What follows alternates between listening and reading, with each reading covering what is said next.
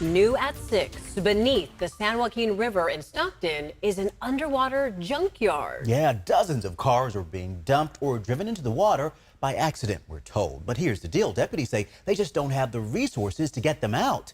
ABC 10's Devin Truby is investigating.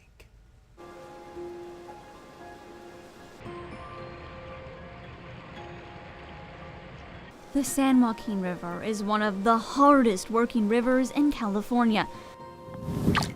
A 330-mile highway for endangered fish like trout and salmon that starts in the Sierra and ends in the San Francisco Bay. But in the middle of all its beauty, the river takes an unfortunate turn.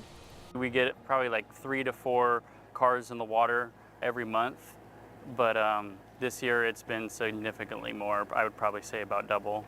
Just below the surface is an underwater junkyard. In Stockton, along 8 Mile Road, sits dozens of abandoned cars cluttering the bottom of the San Joaquin River.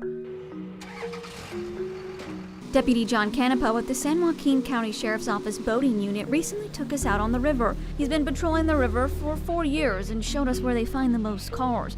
He says the cars that lay along the riverbed are likely stolen and dumped, or someone missed a turn and accidentally hit the water. There's no obstacles to have the cars come out, and it's also very dark out here at night. There's not much ambient light. We've had cars right here, but we've also had cars all along the rocks. They're just able to go off the levee. And he says some of the cars could even belong to missing persons. People like Jacob Van Zandt, who disappeared in February. It's the first thing you think about when you wake up. It's the last thing you think about before going to bed. When you're eating, you're doing anything, you're wondering. The 24-year-old was last seen at a Lodi restaurant getting takeout.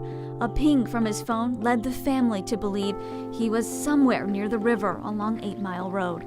And after 2 months of searching, a volunteer dive team with Adventures with Purpose came in and found his remains in the river, inside his car, 15 feet below the surface. When the divers came in, and we were shocked to find out that there were 27 other vehicles down there.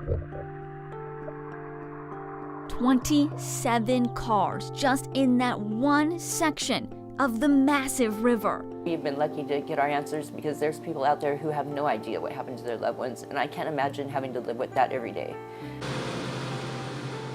Taking cars out is important for us here at the Sheriff's Office because it could be related to something important like a stolen vehicle or a missing person, and it'd be awesome to be able to bring closure to those families. But unfortunately, it is not that simple. They rely on Stanislaus County for the dive team and Sacramento County for their underwater camera you see here to check for remains. Yeah, that's been there a minute. There's also environmental concerns that car fluids are leaking into the river. Vehicles go off the delta levees and side roads probably pretty regularly, and they need to be responded to. Allen says it can destroy habitats and be a danger to people using the water for recreation. A UC Davis environmental toxologist agrees. They can cause serious consequences for fish and other critters. If the concentrations are high enough, they can actually then kill them as well. I would say the short-term effects are probably more of an issue than the long-term effects as they move downstream and away and dilute. Now it's about waiting for the family of Jacob Van Zandt, waiting for more answers. Waiting, trying to figure out, it's pretty horrible. I don't wish it on anybody. The San Joaquin County Sheriff's Office waits on other agencies and funding to tackle this giant issue. They'll continue to patrol the San Joaquin River, where the hard work is just beginning. My goodness, that was ABC 10's Devin Truby with that eye-opening report.